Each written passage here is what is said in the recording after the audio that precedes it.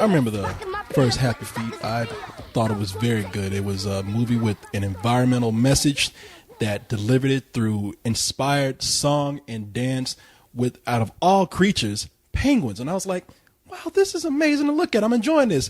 And I look at Happy Feet 2 and I say, dancing penguins. Wow, that's stupid. It really didn't turn me around that way. Well, in all fairness, this movie's barely about dancing.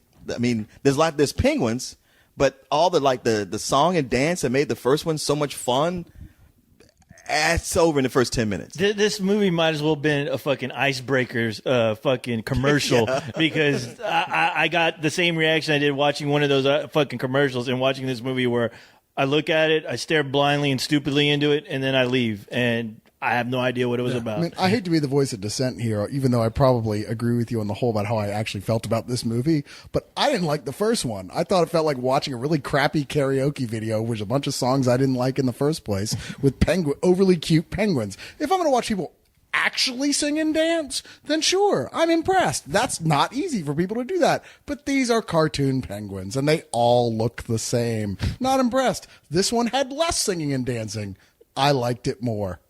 Just saying. So would you not? Are you opposed to any animated character dancing then? No. I'm just saying that's all it was. The first one, and I got bored. I was like, okay, when are we gonna wrap this up? This was like the extra features on a Shrek DVD. You know? Wow, man. I couldn't disagree with you more. Well, I know a lot of people liked it. Look, it's not the kind of music that you like or grew up with. So it had no place for you. Like to me, when I saw the first Happy Feet, I was like, okay, I can see this is what you saw in Moulin Rouge. I get it here, but doing animation, you say it's easy. It's not. And coordinating animation like that, especially with Savion Glover's tap dancing, the way it married all those things together, and it was some of the best CGI of one of these kind of 3D CG animated movies that had come out at the time. I thought it was an amazing feat. I tell you what was so impressive about it, even more so since the penguins were more realistic than we'd see in other animated movies, is that the choreography in this they did with creatures that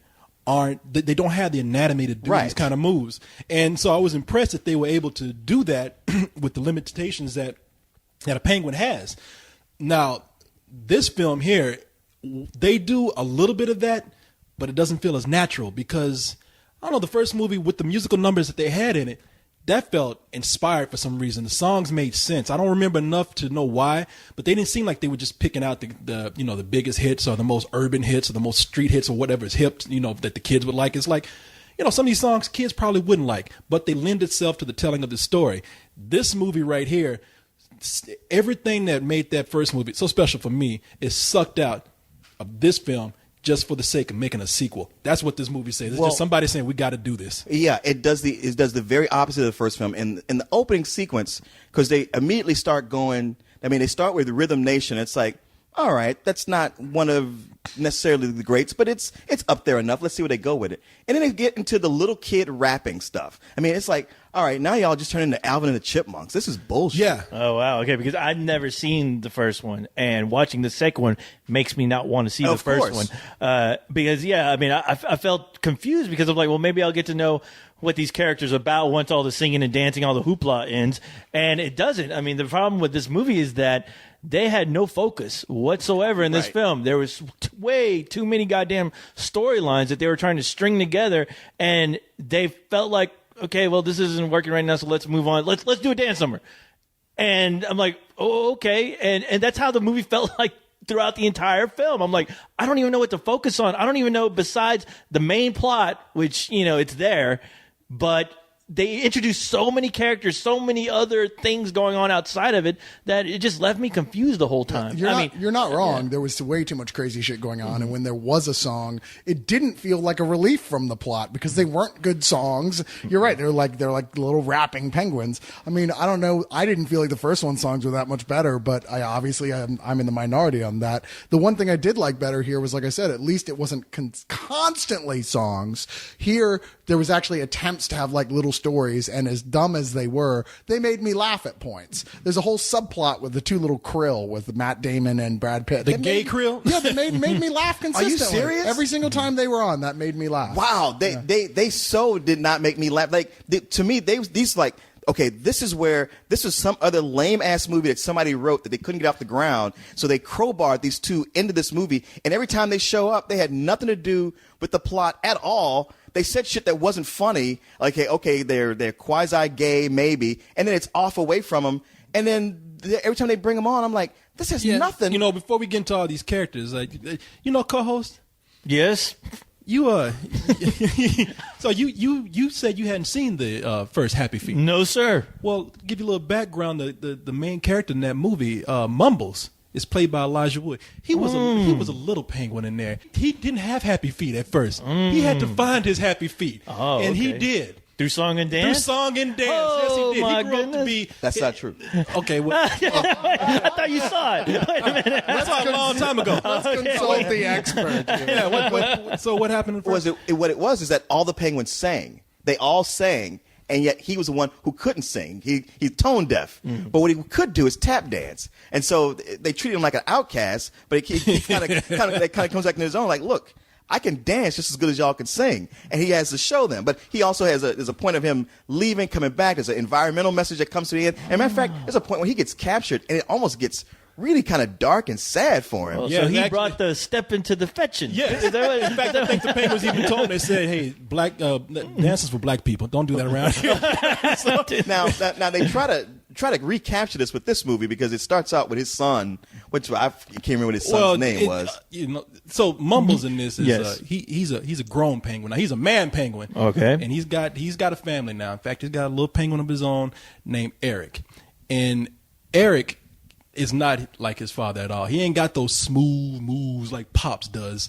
So he gets made fun of, trips over his own 2 feet, pees on himself, and decides to, just take off. Screw these people. I'm going to get my 2 friends and leave. Well, while he's roaming around, he runs into a group of other penguins, and one special penguin in particular, Sven the Great, I believe, is what his name is. Sven, yeah, and voiced by Hank Azaria. And the reason why Sven, whatever his name is, so special because he's a penguin that can fly. And so he says, hey, look, you want to be like me, kid, obey your father right. He was coming to look for you. Go back home with him, and one day you'll be a great penguin like me. Well, when they get back home, turns out, and correct me if I'm wrong, because I really don't understand what happened. Yeah, there's too many things going on. Yeah, I think what happens is there's a shift in the earth or something. Anyway, the valley that these penguins are in is surrounded by walls of ice now. They can't get out. They're going to starve to death if no one can help them out. So it's about time for little Eric to get his Bojangles ass to step in and get down like Chris Brown and go ahead and see what he can do to help them. Help if he ever wants to save his friends and family. And that's really just a little bit of what's happening because there's a whole lot more. In fact, I would say, and I don't know how you feel, Cyrus, because you liked it. I would say that there's too much going on in here. That's another thing that the first movie had is I think there was a little more simplicity. But this, they have too many subplots that introduce too many characters. We already talked about Will and Bill, the gay shrimp, The or krill. krill. Yeah, I mean, Will and Bill, the the krill. and people a joke they run way into the ground. and they're voiced by Matt Damon and Brad Pitt. And you think that we're making a joke by saying, "Oh, you guys are so childish." You see 2 male cartoon shrimp, krill, whatever the names are. No, they make the gay jokes Yeah, themselves. hanging out with each other, but no, they insinuate that they do love Well, each at least other. one of them. At least one of them. At least does, one of them, yeah. That other one's just in the closet. He doesn't know he'll yet. come around pretty soon. He's bi. Yeah. And I agree with you. But I mean, first of all, there's a lot of side characters like that. We're forgetting about the elephant seal. I forgot who he's voiced by, but he Somebody who plays British gangsters a lot. Yeah. Probably Ray Winstone. I wouldn't be surprised. yeah, he's he there's a huge elephant seal that doesn't want to budge for anybody, much less a penguin. And when they're trying to get home, he won't get out the way. But you can tell that he's going to come in later on in the story and save them with his brute force. You have like a subplot with these birds that come down and threaten the penguins that are trapped in the valley, but and they have voices like Brooklyn, gangsters or something, but you don't really understand what the threat is. All you know about them is dangerous because they say, "Hey, look at those penguins, Mac." That's about it. Why are these birds attacking these other birds? Was the question. Really, it's like I didn't understand what was happening there. I wouldn't even call them a subplot. They were just a mechanic of the primary plot. Yeah, you're right. And the biggest problem with this movie is the main plot is totally uninteresting. It's the birds are trapped by walls of ice, and then you just have to sit and watch that happen for the whole movie. They're just like, okay, we're still trapped, and see how see how they introduce their singing and dancing to their moment of need. Which is funny because you think there's going to be this great moment where they figure it out. Yes, singing and dancing will save us, and then it totally doesn't. Well, I guess one of the I thought, okay, this is the main subplot, but apparently it was only one of many. But the whole thing with Sven, you got Hank Azaria once again doing his bad ethnic accents. I just don't like Hank Azaria.